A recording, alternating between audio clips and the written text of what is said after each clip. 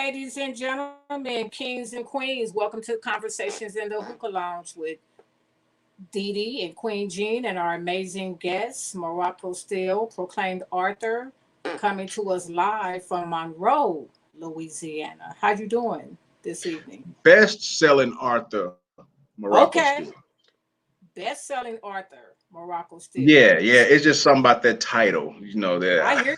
Hey, look, Yeah. I hear you. I understand. It's just like your quote. What does your quote say about being great? You don't have to be great to get started, but you have to get started to be great. I have that tattooed on my chest. Yeah. So I look at it every day.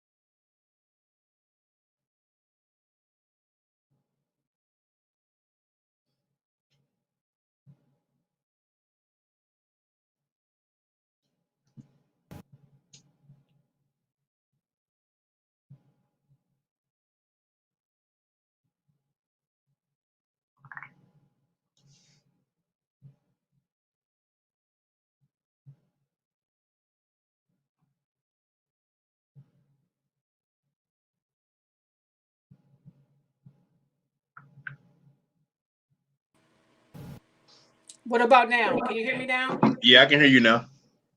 Okay, okay. Technology be tripping, right? It's not us tripping, it's our technology tripping.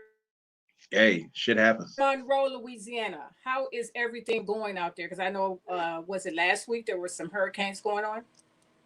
Yeah. It was pretty rough. People was without power for a few days. Um, you know, gas. People couldn't get gas. Actually, it affected me in that way. I never lost power. I lost internet service, but my son's birthday was last Friday, and I was going to see him Saturday, and I wasn't able to because it was no gas. Yeah. Yeah, Wow. my kids live in Dallas, so Well, thank God you can make it up, right? yeah. So he was straight. I'm gonna make it up to him next weekend. So Are you originally from Arkansas? yeah, I'm from Arkansas. What part of Arkansas? I'm from a small town, Huddick, Arkansas. It's on the Louisiana line. When I lived there, when I was growing up, it was maybe 1,500 people. Now it's like maybe 400 people. Yeah, my mother is from Pine Bluff and Little Rock, Arkansas. So Oh, that you was know what? I spent about a month in Pine Bluff. I went to truck driving school in Pine Bluff last year, so I was up there for a little minute. okay. Okay. Well, let's Yeah. talk about your journey. You went to Grambling State University. How long were you there and what did you major in? Okay, I was in Grambling for 6 years. I got my bachelor's and master's in criminal justice. So Oh, I went 2002. I left 2008. okay. Then I moved Okay. to Dallas. And moved to Dallas. So you've been all over the place, huh? No, not Well, you've been to but like, in college, it actually gave me a chance to leave the country, and I met people from all over, had different roommates from different cities, so I got a chance to do some traveling and had a chance to go to New York, DC, LA, Guam, Hawaii. I moved around a little bit, and I dated a girl from Virgin Islands. I dated a couple of them, so I was always trying to go, like, let me see where you're from. So St. Lucia and St. Croix, yeah. so tell me about your experiences being overseas and different overseas versus being in the States in different states. Because I was overseas in Germany for 2.5 years. So I know there's a big difference in the culture. What Yeah. was it like? Well, for me at that time, I was in my early 20s. I Oh, was what, 335, 350 pounds, up in that range. I was lifting a lot of weights. I was fat but swole. So yeah. actually, when I went, people were looking at me like I was some giant because nobody was big. It was like, and I also saw the struggle, but it was a lot of love, like in the islands that I Yeah. saw, and all I did was eat and lay on the beach. Yeah. It was Mo- something different for me. I'm from dirt roads and mud, so yeah. With islanders, they tend to be a lot more humble and more together. You know. very, very, very, very thankful. Like I said, one of the girls I dated, she never knew what a washing machine was until she came to college. So, and Right. this is I met her 2004 maybe, Yeah, they come from a whole different struggle. They and and they're they can very thankful. appreciate it. Man, they're thankful for everything, man. Yeah. So yeah. Yeah, very appreciative. So let me ask you this: what led you to being an author? What inspired you to become the best-selling author? To be the best author? What inspired that journey? You know what? I'm gonna tell you this journey, and I have only people that know me know this story, but I'm gonna express this live, and I hope this story like inspire people. I always knew it was something to me, but I never knew what it was. Like I've did acting, I've done commercials. I thought I was gonna be in the music industry. I thought I was gonna be a big time rapper and turn mogul because I was always fascinated by Suge Knight. And Oh, then yeah, I was always fascinated by him. But I was young then, so I never knew like the drama and the backstories. It's just oh, somebody okay. looking at it on TV. And then Master P came out of nowhere, and me being from the South and just following his journey and his independence. So I'm Yeah. like, you know what? That's what I'm gonna do. That's what I'm gonna do. And Okay. it just never worked out that way. I don't know if it was resources or maybe that's just not what God wanted for me. But I was a bouncer because, like I said, I was big, and I just got into entertainment. I noticed as a bouncer, I'm not being cocky or arrogant, but I noticed that I was sleeping with all the girls that the rappers were sleeping with and the promoters were sleeping with, and I was like, you know what? Maybe I could just throw my own parties. I'm like, I'm just as popular as them because everybody in college asking me what a party gonna be at. So then I turned into a party promoter. I started throwing my own parties, and they was very Oh, successful. So I was like, whoa. And me and my friend who I was throwing the parties with, me and him had a falling out, and it wasn't over money. Um, and so I just stopped. I battle depression a lot, and when somebody does me wrong, it used to just bother me. So I stopped doing that, and I graduated, moved to Dallas, and the writing came about. Like I said, I always wanted to be a writer. I read Michael Baisden books, and they always like inspired me. yeah. But Those are good. anyway, He's a good author. Yeah. yeah. So life took its toll. So I'm in the city now, country boy. I'm partying, having fun, making the most money I've ever made in my life. I got a 1 bedroom condo. I got 2 vehicles. So I end up getting in some trouble after 4 or 5 years out there. So I was in jail. I did 5 months in Dallas County Jail, 2015. Yeah. So I was teaching some guys how to read. Some young black men how to read because they wanted to read the urban books. And I'm like, what do they read? I'm like, so I read a couple and I'm like, this is some bullshit. I'm like, I can write a better story than this. I'm like, everybody is not a major drug dealer. Everybody's not doing this. I said, I'm a college grad and I'm in here with y'all and I've lived a damn good life. And so Right. it was like Zane the Hot Box. I read that book and I got pissed off because everybody was gay and stuff like that. And I said, this is not how men act. Ain't no man about to forgive a woman. So I just started writing about me and my first book, Unlawful Kiss, that went #1. That entire book is true. Everything in that book, either I did it or I saw it. What's the name And of it? Unlawful Kiss. Unlawful Kiss. Okay. Yeah. And so I was letting the guys read the book and they was like, man, this is a good book. And I was like, man, y'all bullshit. And they were like, no, it's real good. And I'm like, no, it's not. So I let a couple of the female guards read what I was writing and they all said the same thing. And so how did this go? I want to get it right. I had like 150 pages written. maybe 200. I gave it to a guard to hold for me when I get out because guys are real jealous in jail. So they might burn my stuff when I leave or anything could happen. So the day I got out, which is August 31st, 2015, I had 3 letters. She gave me 3 letters from publishers. And I went with G Street. George Hudson called me. I went with G Street because in jail, all I saw was G Street, G Street. And Okay. everybody had the Meek Mill book. And I'm like, whoa, I ain't know nothing about publishing, nothing like that. So I went with G Street.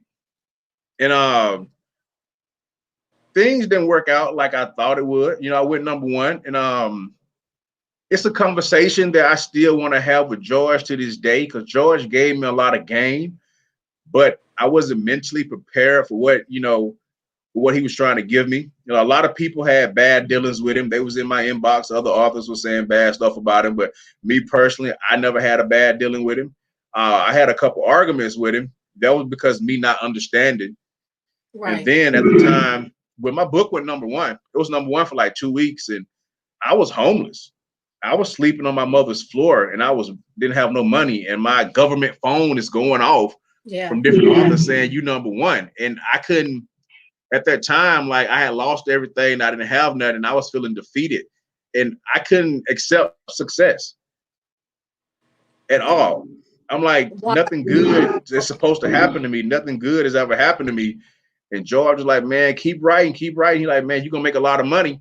Then I just folded and secluded myself. I'm like, and that was I was depressed and didn't know why. So why did you feel like you shouldn't be successful? What? You know what? I really don't know because at that time, so much bad stuff was happening to me. Like it was back to back, back to back. And I'm like, nothing good is supposed to come. I'm like, I don't think nothing good can come from this. And it was then hard for you to accept. Yeah, it was very hard for me to accept.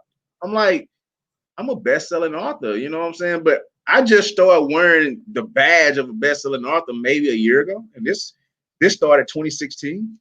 Okay, so you Because own it. yeah. So I just started owning it, and so I jumped back in the game. What I did, I started writing again. I said, you know what? About 2017, I started. No, maybe 2018. I don't know. I started writing again, and so when you go #1, everybody in your inbox, Right? Everybody, and I remember when I first was getting in the game, and I didn't sign. I was hitting up authors. All of them ignored me, except one. He was another up and coming author. Me and him still friends to this day. Jock Phoenix. He's from Louisiana as well, but he lives in Milwaukee. But he didn't really know the game either because he was new and he got his own publishing horror stories. So what I was about to say, I jumped in the oh yeah, then I started selling books just out the gate. And that's unheard of. Like I don't know nobody who goes #1 on their first book ever, unknown. Right. And I went #1 in 2 categories. Okay. Urban fiction and African American romance. So next thing I know, I'm getting hit up from a lot of people, and I'm like, this shit is just as fake as the music industry. I'm like, these people, and that made me fall back too because I'm not that type of person. I'm the type of person, I'm gonna tell you how it's gonna be. I'm gonna tell you what it is. I'm not gonna tell you what you want to hear. If you want that guy, Morocco is definitely not that guy. And you got to be blunt with me. No matter how mad I get, like, you got to be blunt with me because I'm stubborn. I'm an alpha male. Like, you got to say, Morocco, no. Morocco, sit your ass down. That's not how to do it. Like, you got to mean it. So, you got to come hard with it, huh? Yeah, you got to come, you got to come with the punch with it, like, hey. Yeah, you got to. You got to with me. And the way I grew up, I didn't grow up rough, but as I got counseling and stuff, I realized I did have a very bad, toxic childhood that I thought was normal because all my friends grew up with the same stuff. So, but it was very horrible. But like, I basically grew up in the crack in the whorehouse. That's what I basically grew up in. Yeah. Well, to you, it was normal because that's what you grew up in. Yeah, that's what you know what? How toxic it was. I was telling a friend me and a friend was talking about 2 weeks ago, and I said, man, do you remember in high school when we was laughing we was like in 9th grade, we was laughing at a senior because his mom and dad got a divorce and he was crying, and we thought he was the weakest person ever, and we lost respect for this dude, and I'm like, we were the toxic motherfuckers, not him. You know what I'm saying? Like looking back at it, because we didn't grow up in stability, you know. So, and that's why you don't understand his tears. Yeah, it does. But it affected me as I got older. Like I'm 37. I'm in my first relationship ever. I met her when I was 33, 34 maybe, and we've been together 3 years. And so it's like, you know, and I got 2 kids, 2 baby mamas and stuff like that. I've dated a lot, but I never knew what love was. I never had love at my house. So, you know, I never trusted females because I used to mess with married females in relationships, you know, and I would just see the stuff they would do. And I thought that was just normal. Yeah. So I had to seek help for myself.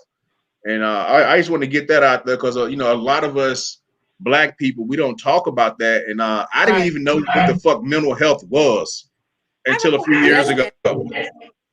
I didn't know. I didn't know it existed. Yeah, it's true in our culture. They look at it as if it's something so wrong to accept and go get help for. They really, really do. But mental health is really one of the best things that you can do for yourself. Yeah, it's like you get acquainted with yourself. You get to learn so much about self that you don't know. So mental health is really a good thing. I realized a lot of my actions and ways and the way I view stuff was the way I grew up seeing things. I just saw stuff. I grew up around all men. You know, my mom wasn't a fixture in my life, and that affected me a lot. And I was told by a counselor that I was the type of kid that like needed a mother's love and needed nourishment. It's like when I would get in relationships, I was always the one that wanted to cuddle all the time and do all that shit because I thought that's what girls like to do from watching movies. Like I didn't really know, like they don't got time for that. Like they be hot too. So you know, it was a learning experience. You know, and then me having a daughter, it made me want to get help. Like it opened up me to a lot. Yeah, because you know, I'm a real good dad, and I said, you know what, I don't want to be toxic to my daughter, and I want my daughter to, you know, have stability. I don't want her to see dad with different women and, you know, dad doing bad business and things of that nature. So that was the one that just made me like, you know what, I got to go seek some help and see what's going on with this. So, well, salute to you for that. Like, salute to you for even speaking openly about that part of your journey, because it is important for us to hear, for others to hear, because it lets them know that it's okay to go get mental health. It's okay to go get counseling. It's okay to get acquainted with self, to know self, because once you get to know self, you can be better to someone else, whether it's in a relationship, most definitely. A kinship. You could be better to someone else when you know self. I have a hat that says know thyself. And once you know thyself, it's like you have a peace, an inner peace that just comes with you. And with that, you can put it out there. So thank you for sharing that journey. You know, thank you. You know, and this is my first time sharing my story, really, because I was talking to an old college friend. She's from Morocco. You need to just tell people like your story. Let them know where you from, what you've been through, and you went to college and you came out and you got in trouble and you know you lost everything and you got it back. Like people need to know that they ain't the only ones that can go through that. And so, but Morocco, go ahead. When you write, because you know I always say I write strictly fiction. When you write, do you take what you just spoke about and add it to any of your characters? Because a lot of men will not. We were raised, what happens in the house stays in the house. You need somebody to talk to your brothers and sisters. Yeah. So do you add that into any of your characters? Oh yes, most definitely. I don't consider myself as a traditional writer. I'm a storyteller, and you know, people have told me like the way your book structure is not, it's structured like a movie, it's not structured like a book. And I said, I had that conversation with publishers. They're like, change this and change that. I said, no. I said, because me changing that is taken away from who I am. I said, I got to stand out for myself. Right. You know, and that's why, you know, I started to do that's why I'm doing my own thing now, which. Right. Yeah, Because we talked about that a little bit. That's Silverback Publishing House. You know what I'm saying? That's mine. But that's we great. can get into publishing and, you know, the things I've been through in publishing and, you know, people I work for and stuff like that. But yeah, all my characters go through something. It's like my first book, Unlawful Kiss. I tried to explain to women how a man can love his wife and still cheat. But that message got men got the message, but my fan base is female. So all the females hated the main character, and I'm like, but did you not see the drama? I mean, the stress and drama he was dealing with internally. Like he was literally dying inside because he knew what he was doing was hurting his wife, but he couldn't stop. And he wanted to stop, and I was trying to explain that because one of my close friends actually, I witnessed him deal with that. Mm-hmm. Yeah, I literally witnessed him struggle with. He loved his family, but yeah, I mean, he cheated a lot. Which I mean, I understand. So. It's crazy because that movie, that television scandal, that everybody was Team Olivia, and I used to switch that around on women, and I said, "What if that was you? What if you were the wife?" Yeah, you know, that was always. I had to stop watching that show because I was never Team Olivia. Switch that scenario, so then when you read the book, now you don't like the husband, but you were Team Olivia. Yeah, but you know go ahead. But but you know, it's the same thing that I posted on Facebook, and I saw a lot of people post it. I'm like, you know, even with the Jada and Will entanglement thing, I said it's fine that Jada did it. I said Jada was really a predator. If you look at how it happened, I mean, he was hurt, and she took advantage of that. You know, I said, what if Will would have done that to one of his young adult daughter friends? One of her, you know, he'll be counseled, he'll be all types of low down, dirty, whatever. You know what I'm saying? So, you know. And he'd have been R. Kelly'd. Yeah. Well, R. Kelly did a lot more, but that would have been your mentality, like, that's somebody's daughter. Yeah, even though the girl was an adult, but it would have been it's a grave double standard for men and women. We all know that, like, you know, in the eyes of society, the men are more dominant. But, you know, it's like you said with the scandal situation and the Jada and Will thing, like it's a double standard when it comes to stuff like that too. So I'm sorry, Queen. I know I was kind of blocked out for a second. I kind of want to ask you another question when you start your books, because I know the book world is. I spend a lot of time. The book world is crazy. When you smoke? Oh, my hookah. You're in the hookah lounge. What you got in there? It's strawberry and cream. I think this one is.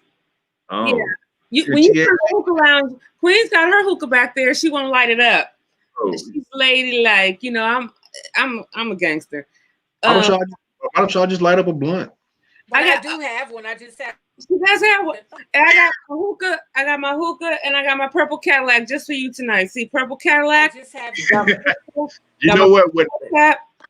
When me and you was on Instagram video chatting, I was sipping, but now I'm sipping water now though out of my mug. That's what made me make a drink. I said, "Oh, he's just relaxing. He's got his drink made." Because I thought the interview was gonna start at 7, so I was like, you know, I'm just gonna drink a little bit. It's gonna wake me up. So yeah, the Unique had the times a little mixed up. I'm glad we got to talk about that. We had a nice conversation. That's why Queen got to get to know you. I got to get to know you a little earlier, which made me think, like, a lot of people don't know how we build characters, and every author is a little different. So when you sit and you stop to build your characters, because I know I read this book. We showed it to everybody. I read the book. It's an old book. How do you sit and develop your characters when you sit down to start to write? You going in and out. Oh, I'm sorry, because I started getting excited. Yeah. Your connection is bad. I know I've been having connection problems all day today. It was so perfect yesterday. Today it's have both of y'all connection bad. It's Am I still and we both have MacBooks. That's why I don't know how come we're having problems. Yeah, Queen is frozen. Are you frozen, Queen? Because of what? I don't know. I see myself moving around, but I might be. Yeah, she's frozen. Am I frozen? You frozen too. No, I'm moving. I just don't move a lot. Okay. Okay. I see you now. I see you now. I see you now. How do you start? No, but both of y'all are frozen. But no, I'm moving. Man, you know what? I'm gonna tell you how I started character, right?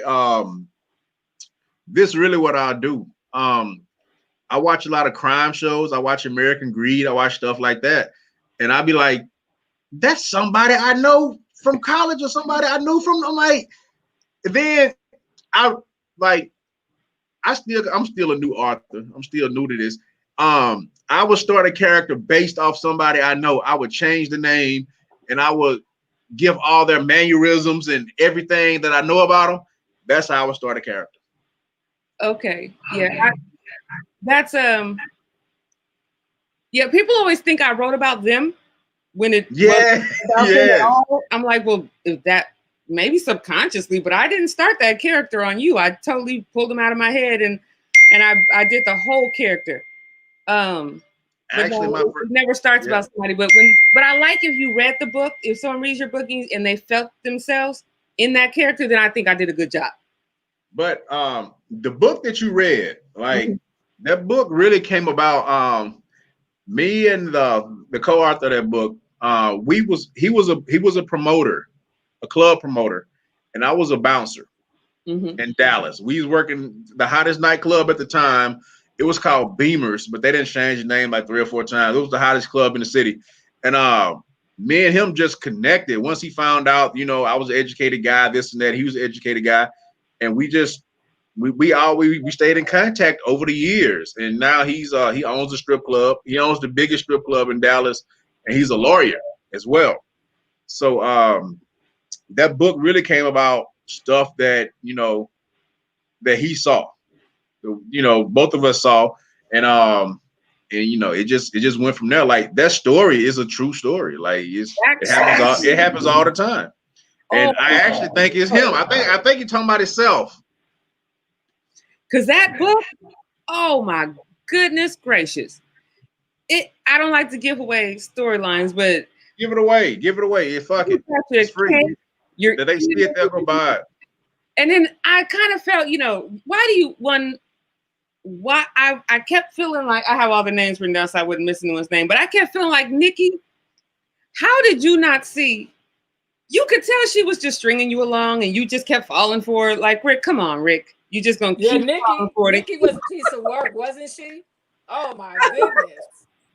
And he just I think, and then I loved it when Lenny was like, at least I don't fall in love with the side chick. Like, that was crazy. And it really kind of hurt my soul for the wife, because she was just doing anything in the world to keep her husband happy. Like, I just want him to be happy. And she really tried to do that. I don't know if I could be that woman. That's just she was just working too hard. The connection is bad. I said the wife was working too hard to keep that husband happy. Both of y'all are frozen again. I think that's you.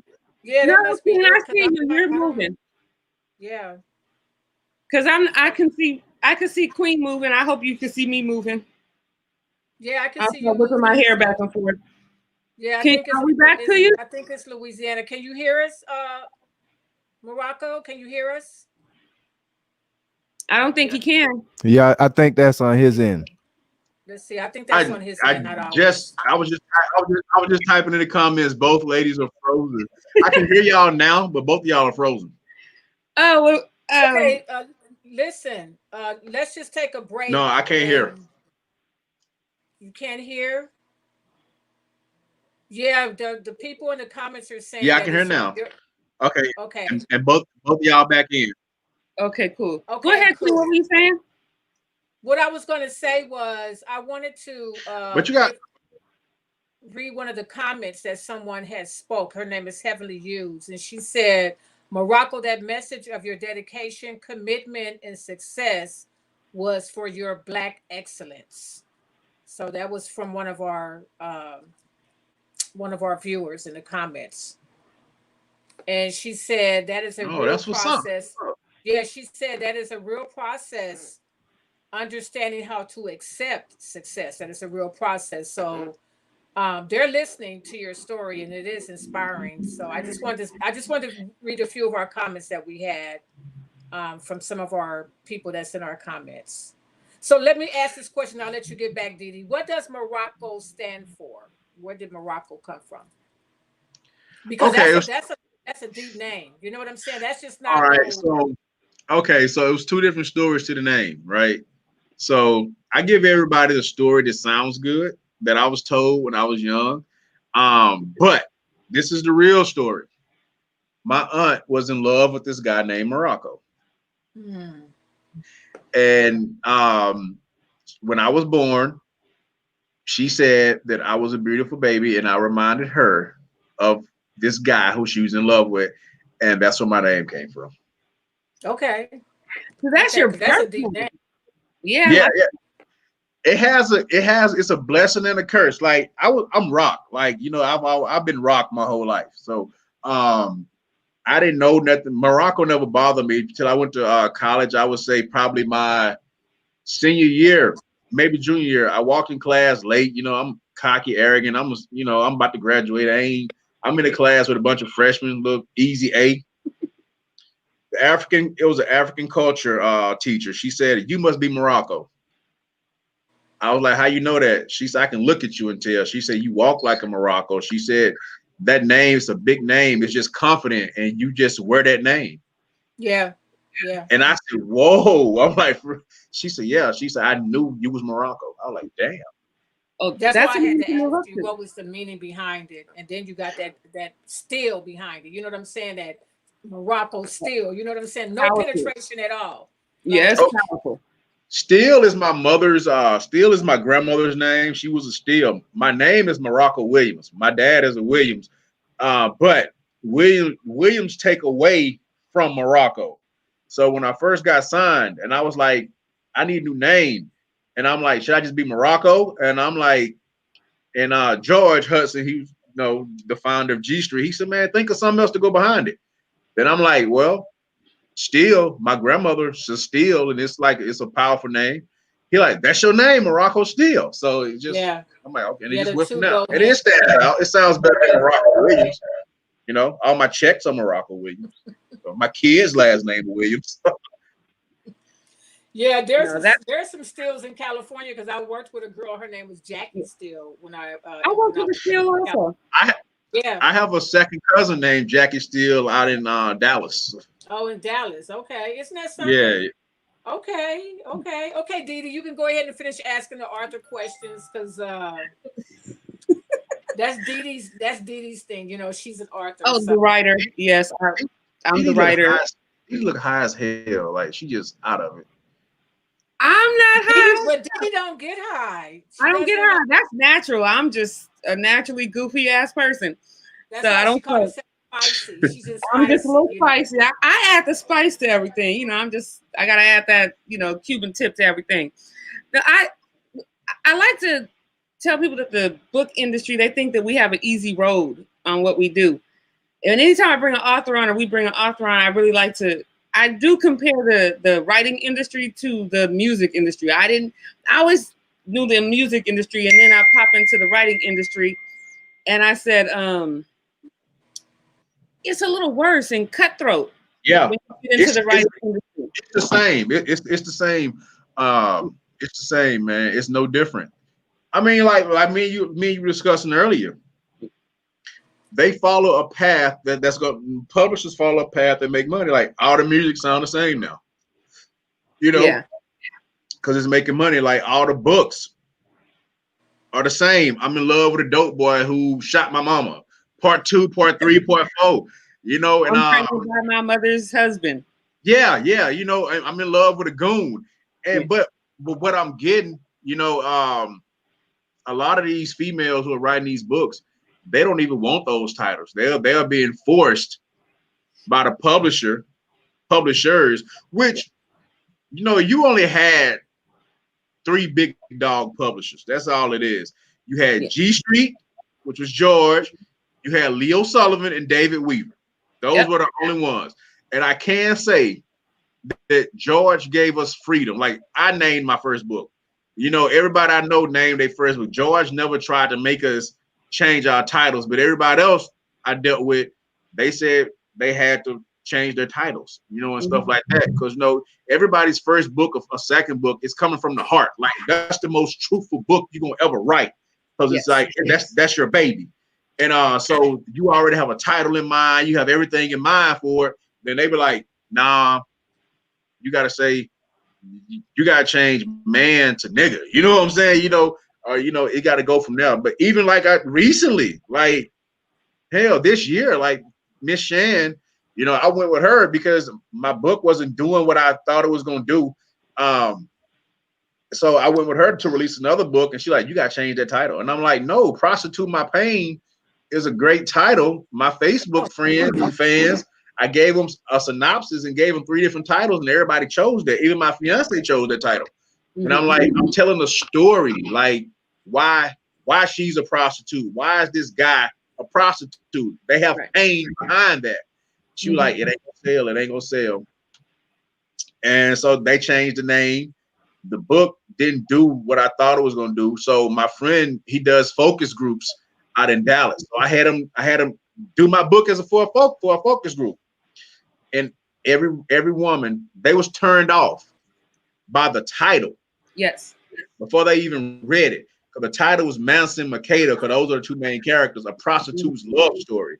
But they read the book, and all of them loved the book. Like, I saw the transcripts, then all of them loved it and wanted a part 2. Yes. But the title and the cover threw them all from the beginning. So it never stood a chance. So I'm contacting the assistant. I said, man, I told y'all, like, I'm a male. I can't do the ratchetness. Inside of my book is ratchetness, but my title and covers, you know, it's not. I can't have that. I'm not a female. Like, my fan base is totally different. You know, and they didn't get it. And I understand, you know, you're gonna do what sells. And if you're used to promoting a certain genre and a certain brand, then, you know, that's all you know. So I'm like, you know what? Mills out there that he can push those type of books and still hit top 10 every time he drops a ratchet book. Who you say? Quan Mills? Oh, but you know, Kobe. Yeah. I know. Me and him had a free conversations, like when I first got back in and got started last year. And he was actually sharing my stuff. So he's tried to friend request me a few times. I haven't accepted. The difference with him, which, you know, I've had personal conversations with him, so I'm not gonna get into conversations me and him had. The difference is, like, he's very intelligent. Like, I would say that he's a college grad. He's a real estate investor. He's highly intelligent. The books just came about because it really came about as a joke, and then it sold. And then he like, well, it ain't broke. He like, if it ain't broke, don't fix it.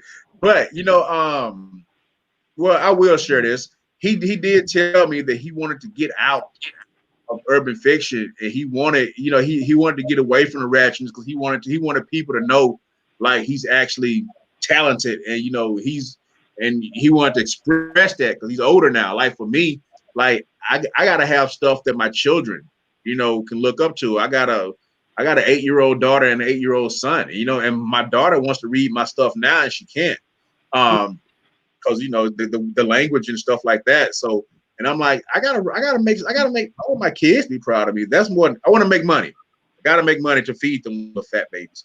But I'm leaving some behind. So that I want them to be proud of everything that I do, or at least they understand what I'm doing, you know? Right. Have you ever thought of writing children's books for your children? You know, with you having children, have you ever thought about writing children's books? You know, my daughter told me that she wanted to write a book, a children's book. And I told her this was, you know, her mom, she didn't tell me, her mom told me that me and her talked about it. I said, you know what? I said, once you figure out what you want to do, I said, I'm not going to do it for you because I'm not going to always be around. I can die tomorrow. I said, I want you to do it yourself, and I will pay for everything, and I will guide you through the process so you can learn the process yourself. I said, because because daddy can't hold your hand. And she was like, I'm 7. Well, she just turned 8 in July. I said, I know. I said, but it's a cold world out here. I said, if you get the writing, you get a concept, we'll put it together. But I'm not doing it for you. Let me just say this to you before, because the show is going to be ending in about 15 to 20 minutes. Let everybody know where they can purchase your books. We got a long way to go, man. Yeah, you can purchase my book on Amazon. Amazon at Morocco Steele. If y'all watching on YouTube, my name was misspelled, so add another R in it and type me in. You can find me. You can find me on Facebook under Morocco Steele. 2 R's. Instagram under Morocco Steele. I do have paperbacks that I mail out personally. I sign and personally mail, but Amazon. Okay. Also, have you heard of the group called Incarcerated Authors on Facebook? Are you in that group? Have you heard of that group? I don't know if I have it. I don't do groups. I don't have time. Yeah, they have a lot of different authors who are incarcerated, and that's a pretty good group. I've seen some of the titles of their books, so I haven't ordered anything, just the titles. So I was like, okay. Actually, a couple of them have reached out to me recently, talk about publishing and stuff, but I haven't had the time because I work 12 hours a day, and but I do have a couple authors that are coming out under Silverback Publishing House in 2021. I've been pushing everybody back that want to come with me. There's a couple of them mainstream because everybody know I'm just a stand-up guy, and I've been in the game for a while, and I value everything I say. Like, I'm not gonna screw over people. I believe in straight business. I've left companies because they didn't do straight business. Like, right before everything with Leo Sullivan's publishing company went down, I literally left the company 3 weeks before it happened because I got wind that it was about to happen, and I asked for my release. And it was granted. So you do a lot of ghostwriting also, don't you? Yeah, I did do some ghostwriting. Yeah, and I ghost wrote at least 10 number ones. Explain to them what that means. A lot of people may not know what a ghostwriter is. A ghostwriter, well, it came about for me. My books wasn't getting put out because I was writing like crime fiction. I wasn't writing drama, and I didn't have those titles. And they was just an assistant was like, "Why don't you just change the title or just sell this?" I know somebody who, I don't want to put names out there yet because nothing was legally signed. And like I said, so how much I'm gonna get paid? They said, "Well, how much you want?" I said, $1,500. Cause I ain't know something. They're like, "Okay, cool." So I'm like, what if I would have asked for 15,000? I'm like, these authors like making money like that, like these major people. But I looked at it as a hustle. Everything was a hustle for me. I'm like, I can do this in a month on my spare time. That's $1,500. But I stopped doing it. They write their name on it, and yeah, and that's just how I go. But it was my thoughts, and I read them. It was changed a whole lot, but it was still my concept, right? So that's how that went. I did it for 2 well-known authors, and people be like reading their stuff, and I read the reviews, and I'd be like, "That's my shit." Yep. Oh yeah. Yeah. So, but in music, you get a little credit when you write someone's music, and as a ghostwriter, you just get paid off the top, and they get the credit for the book. Yeah. So that's how that went. But I don't think it's not going to happen again because I got to build. I'm working on building my own brand, right? Building my own, just my own brand, like becoming a better author. And I just want to sit back and, put out other authors and give them the knowledge that I learned. Because I thought when I put out my first book last year, my re-release of Unlawful Kiss, I'm like, I'm about to sell some books again. I'm like, shit, I didn't been behind the scenes long enough. I know what I'm doing. Yeah. Wrong. But it was a learning experience because I spent so much money like getting stuff together, and I never had to deal with Amazon, the paperback, doing a spine. Like I thought that should have stressed you the fuck out. Mm-hmm. So it's to the point now. it still get on my nerves. I said, you know what? I'm just gonna upload the ebook cover and I'm gonna use an Amazon back. I don't got time, all that stuff, you know. And I'm like, my books are selling, so people don't really care about the back cover. So, that was, you know, every day is a learning process, but marketing is the main thing. You know, I spend a lot of money. I spend a lot of money on marketing. Yes, I've been there.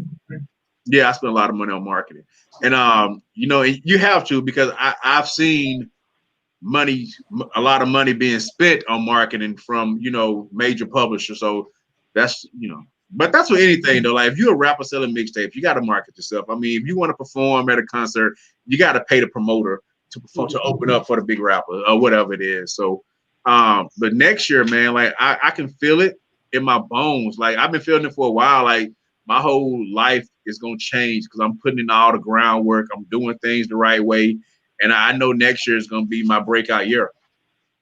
Oh, I feel it. Yeah, manifest it. Put it in manifestation. Manifest it. Actually, my next book coming out the 25th, Deadly Kiss.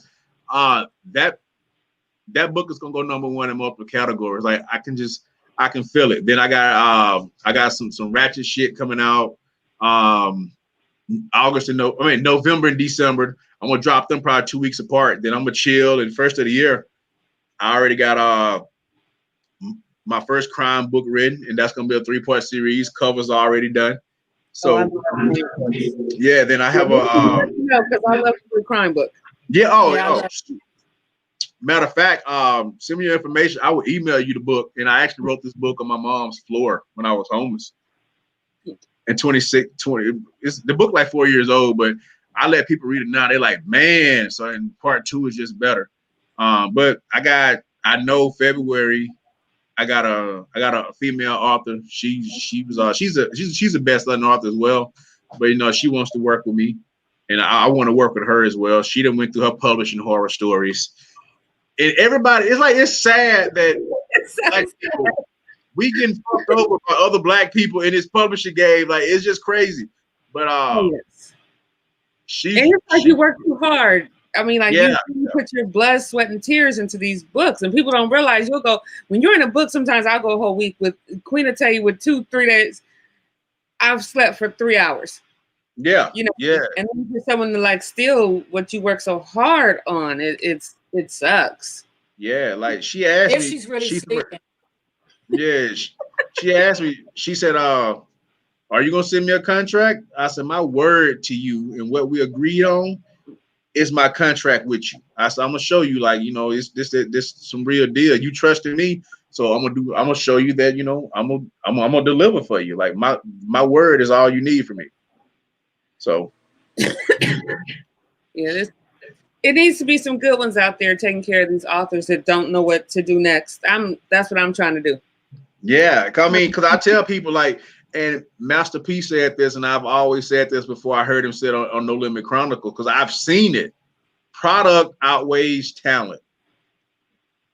Product, because, you know, it used to be one book was 40, 50,000 words, but now they're making that to 2 books. You know what I'm saying? So now, you know, so long.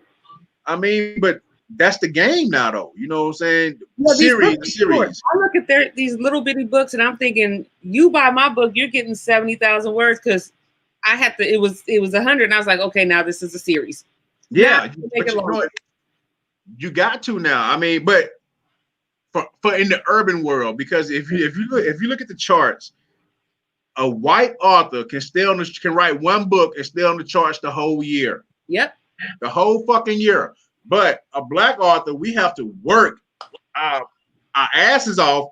We literally, if you want to make some money and stay relevant, you really got to put out at least 6 books a year. And that's ridiculous. I'm like, why can't our stuff like stay on the charts and last like that? But so why is that why do they require the book game is so messed up now, because whoever started that, why is that that's what people expect. I don't know, Queen. It's like I see people write 7-8 books a year, and I'm thinking I'll say, is that quality? Because I like this book I read of yours, it's researched. You can tell it wasn't thrown together. I research my fiction. I don't give you fairy tales and Jiminy Cricket. I write reality fiction. Like you can honestly feel like you were in my city if you read my book. You can see my city if you read my books. You can feel that person if you read my books.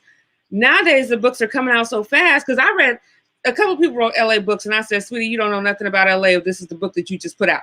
Because everybody knows Inglewood, Compton, and Long Beach. You heard a Snoop Dogg rap song and you just wrote a book. Yep. And that's how they come out. I think they just I didn't even know Black people wrote books. You know, I read all Judy Blume. I read all white people books. They make us work harder for less work. And you wait for, if you're reading a white author, you do wait 6 months to a year to find out what part 2 is about. Yeah, if they even have it. Yeah.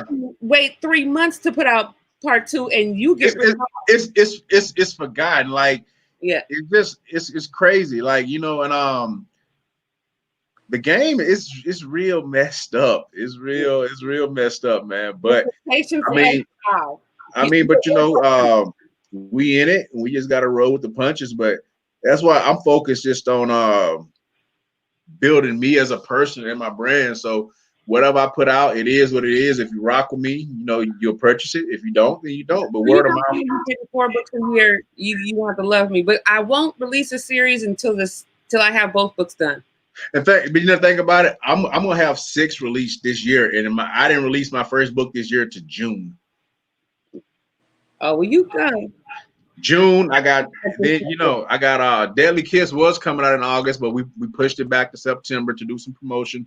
And then I got that's 4. Then I got okay, I'm wrong. I will have 5. Now it won't be 6, it'll be 5. Well, what coming? Send them to me because you know I'll post them up on my Instagram page. Got you. Yeah, and I post them in my stories every day. So yeah, I'm always doing what I'm. We can go from there. Queen, you pretty quiet down there. She just took over the whole interview. We got 8 minutes to go. Well, because you know I gotta come back with my book drop because it's so much more that we gotta get in. Like we didn't even get into the publishing drama, the stories, and how did I, you know, why did I start back writing again? Hey, I don't know nothing about y'all. So it's a whole lot of more that we got to get into. Y'all got to bring me back in like the end of the month, like most definitely. Soon as you know, I'm gonna email you the book like tonight. I'm gonna email you Deadly Kiss tonight. Okay, I'm easy. I'm ddharrison100@gmail.com. ddharrison100@gmail.com. Okay. So what I was doing, I was researching because you were talking about Black folks and the books. My great aunt wrote a book, and it's called "It's Good to Be Black." Her name is Ruby Berkeley Goodwin, and she wrote that book back in 1930s. So I haven't purchased it yet, but yeah, they were writing books. Books have been being written for Black people for a very long time. So that's what I was doing, but I was quiet also because I'm learning. Oh, you did freeze up this time, Queen. Sorry, sissy. But we will bring you back. Make sure when your book drops, we bring you back so I could read the book and I could really start. You know, I get to talking about a book I love to read. I read your book and halfway through another book today. I spent Saturdays laying here reading all day. Yeah, because everything I do gonna be short. You ain't getting no more than 30,000 words from me. That's just what it's gonna be. I mean, that's just the game. I'm gonna put it up for $2.99, and hey, that's just what it's gonna be. Well, I'm learning that now to stop giving out these 70,000 word books for $5.99. No, I'm gonna do the same thing. I'm gonna start cutting my books down. I mean, get 2 out of it. I mean, that's just what it is. I mean, they made the game that way, so. Because my books I put a novel. I don't put a book. I put a novel because this is a novel. But that's what I'm learning. I spend 2 months writing a book, and you finish it in 2 days. Well, my book maybe 3. Well, I could finish 70,000 words in a day. So very good. But I like it. But I just lay here and read all day.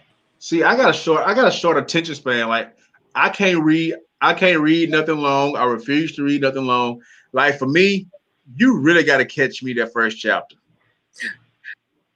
That's Right. if I get by the third chapter, I don't send people's books back. If I bought it, I bought it. It's mine. I don't like when you return a book because it interested me enough to buy it, but I don't always finish them. Yeah. So. Yeah. And I won't go in and give you 1 star like this book bored me. I only got to chapter 3. I don't do that for people. You know what? I don't, and I think that's only black people do that, man. Because we in the urban world. I'm like, if you don't got nothing nice to say, don't say nothing at all. You can just leave 3 or 4 stars and say it was good, but should have added this. You don't got to leave a whole comment like why you don't like something. Oh, you know, it's like it's. But you know, like for me, like I buy books. And I don't even read them. I just skim through it just so I can get to the part to leave a review, and I'll leave a review. I don't. If the book wasn't more than 3 stars in my mind, I won't say anything because it might be 5 stars to somebody else. Yeah. So to me, I don't do that to anybody. You know, only time I'm giving you a 3 star is if the editing was so bad and you forgot your characters' names. Yeah. Then I'm like, yeah, no, you didn't give enough time. And I'll just put that 3 stars. You have little editing issues, sweetie. Like, because one of Leo Sullivan, I read 6 books in one of the, I'm not going to say her book. I was so upset because I read 5 and 6 because you left a cliffhanger in 4 that you never got back to. And then you started confusing names in 5 and 6. I said, they forced you to write 5 and 6, didn't you? You didn't want to do this. Yeah, I mean, that's. So you did get 3 stars to that because like it was rushed. You know what, and you know what? I don't believe in that. Like even with, you know, with Sugar Hill, when you asked for a part 2, like, the book is over. I know.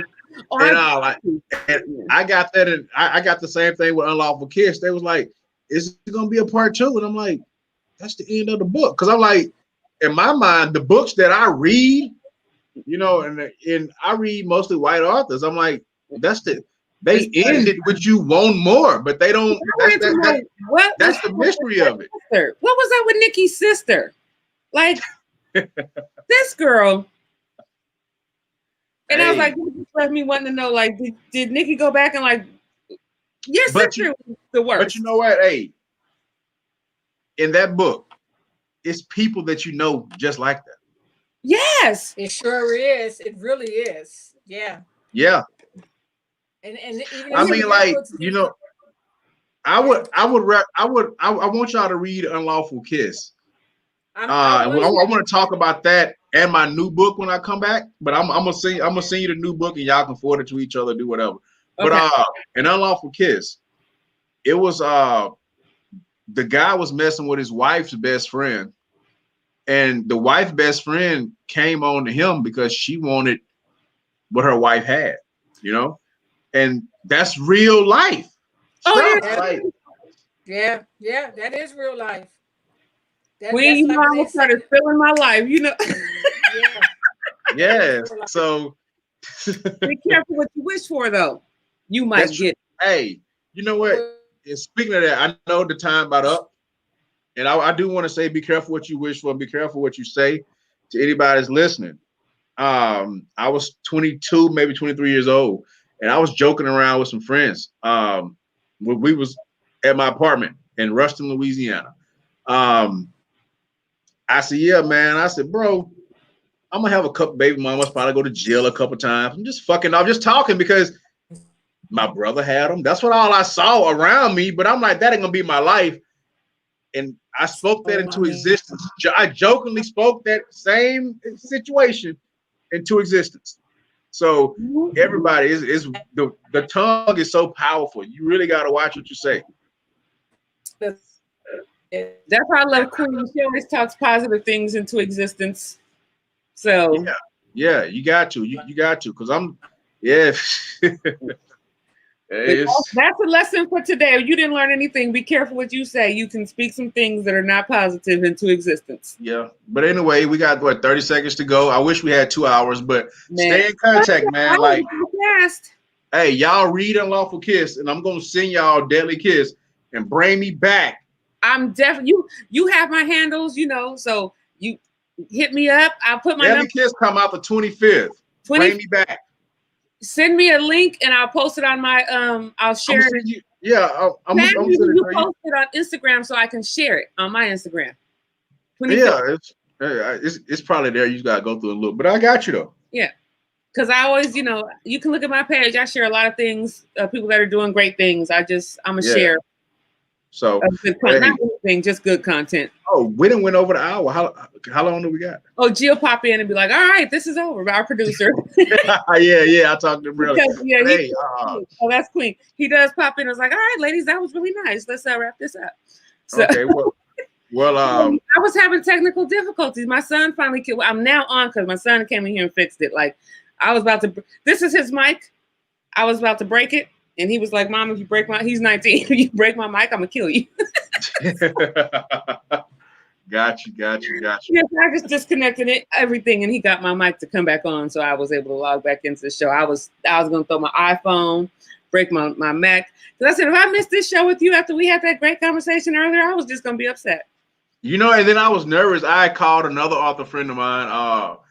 You might want to get her on one day, Sonia B. But anyway, I called her and I said, "This is some." I see her all the time. Yeah. She's me and her were just talking before I got on the show, and I said, "Everything is so messed up." I'm like, my name spelled wrong. They didn't have no information about me. It was like the stuff me and you talked about. And she said, "She's from Morocco. Just be you. Just go wing it. Be you. Yeah. Be great." And she like, "It's gonna work out." And I was like, "No, she's from Morocco. All you do is talk. She said, "It's gonna work out." So I'm like, "All right." And Queen in the Hookah Lounge, and it was great. Yeah, and it worked out, man. So I'm smiling. I'm happy about it. So those little kinks you can correct. You checked us on your name. You checked me on I'm the greatest, not just proclaim. Oh, so he is a national bestseller. Don't get it twisted. So that's the goodness of coming on live. You can correct me. So yeah. So great. Yeah. Hey, you know what? No, and I'm gonna tell y'all. I'm gonna leave it this note. I've done a few interviews. I got one scheduled for next Friday as well. Lately, a lot of people have been reaching out to me, and I've been turning some of them down because I'm like, why now? Like, I've been making a little noise, but I just look at it. It's my time. My time is coming. But I've done a few, and I've never got in depth about mental health and actually my story and where I come from. Like, I've never even told people about, how I wrote a book. Like, when I was incarcerated, how I was teaching guys how to read because they wanted to read urban books, and that made me want to read a book. So this is the best interview that I've had, and I'm going to cherish this moment.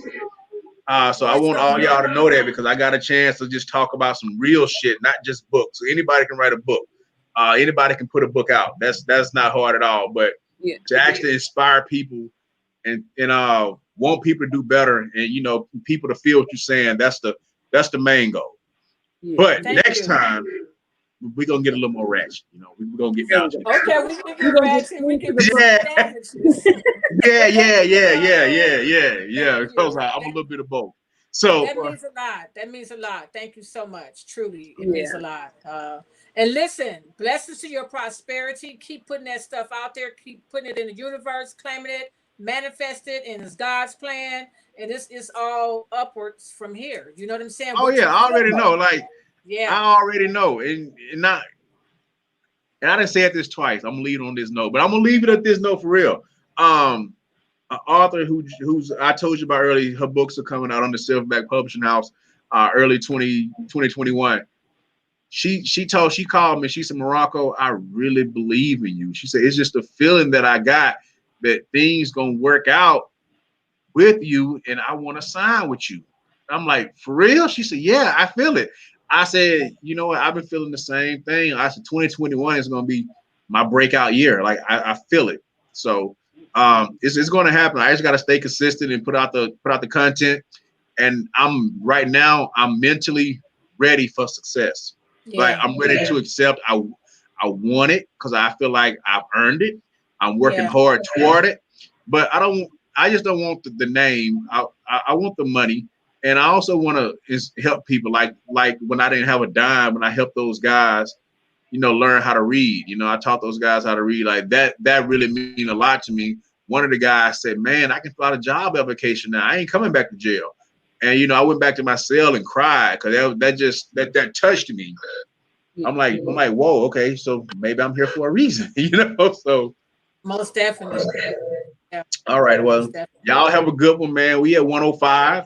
But next time, actually, what, 2 weeks, 3 weeks, maybe, I'm coming back and we're gonna do it all over again. We'll do Yes, that. yes. We All will make righty. contact with you. We'll do it again. Thank you so much for All your right. time and blessings to you and your family. Morocco, Steele. I'm telling y'all right now, last week of September, because October the 3rd, that's a Saturday. I'm booked that night. So let's September's booked, so we'll do October. okay. That's everybody booked. That's a good thing. All right. Yeah. All righty then. Y'all have a Okay, good thank you so much. Thank Bye. you. Peace and love. Hey, Queen Sissy. Did you hear that? He said this was the best Yes. interview that he's ever done because he was Because we don't do able, interviews, we do conversations in the Hookah right, Lounge. and he was able to come here and get some spicy energy and just be himself. And that makes That's a right. big difference when you have people on a show. Is to you Yeah. want them to have that comfortability to be themselves. It's not about coming in here. You got to have a stuffed tie and a suit on and sit up. Sit up and be all stuff. We want you to just chill, relax, enjoy the vibe, Oh, yeah. get the energy, feel the spiciness of what's going on in the hookah lounge, and just be yourself. So when he said that, that really made my evening to hear Me him say it. too. Yeah. So My girl, do not get that big old that big grin. All you can see is my smile and my hat. You know, yeah, I was like, stay professional, stay professional. yeah. So episode 6 was definitely a success. Woo, I didn't think I was gonna get on this show today. Everything was going haywire. I made me a purple Cadillac because I was like, if I have to sit and just listen to my sissy run this show, I'm gonna sit and listen to my sissy run this show. But it happens. It happens with technology. There's so many people now who's using technology due to the COVID. The pandemic.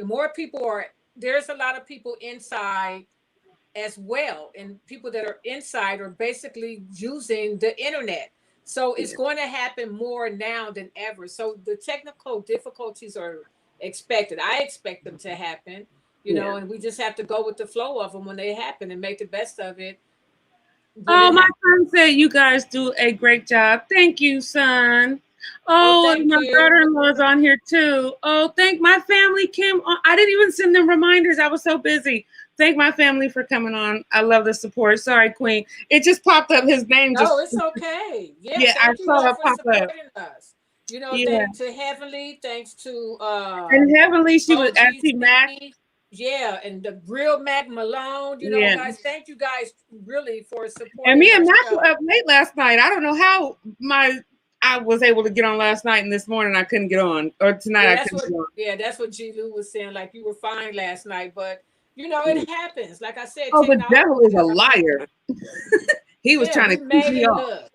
We made it through, and our guest was very pleased with it. And like he said, it was the best interview. We know it was a conversation, but the best interview. Great because we didn't have the right information on him. He was like, "Well, let's just reschedule." I said, "Oh no, sweetie, you coming on this show? You gonna talk to us? We're gonna have a conversation in the Hookah Lounge," and that's exactly what we did.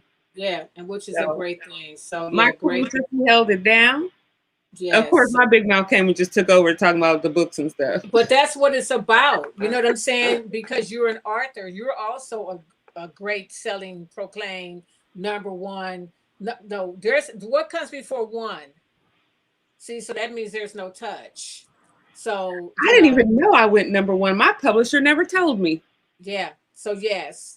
So that was more of your field. And as I told him, I was just sitting back learning and listening. So when he come back on, I would have questions. I can listen and learn more because being an author is what you all do. I'm a blog talk radio host, so that's what I do. And a damn good one. Thank you so much. So that's what's happening with us. But look, we're out. It's the end of our show. We're 15 minutes in. Thank you, G-Lew, for the platform again, the producing our show great as producer, well. And the man knew. Yes, and thank you, like I said, to Heavenly, OG Steve, West Malone Mac, and all others who have been supporting us. I call out their names. Oh, Megalicious, there she is. And Oh, Meg, hey Meg. Yep. Hey, Megalicious. Yeah, you know, we appreciate the support and all the people who do chime in and don't comment. We appreciate you. God bless you and your families. Be Love safe. you too, Nicole. If you're going to be outside, please mask up. Please wear a mask. Please be mindful. Wash those hands. Yes, just be mindful, you know, because when you're not taking the necessary safety, you're infecting others. And when you do that to others, it is going into the family. You know, families are affected by this, and my family as well. We're very affected by it right now. So please, if you go outside, you know, be mindful. All prayers to your family, Queen. You know, prayers up. Thank you, thank you, thank you. Because prayers are definitely needed. But if you're outside, just be mindful. You know, wear those masks. If you don't have a mask, I done seen Mac Malone come in with a bandana on. Get a damn bandana tied around your face, or hell, get a pair of pantyhose or whatever. And Queen is selling masks. Queen is selling masks. Exactly. And you could sponsor the show. I don't want to get up. Mine is in the bathroom. My son wore it out the other day.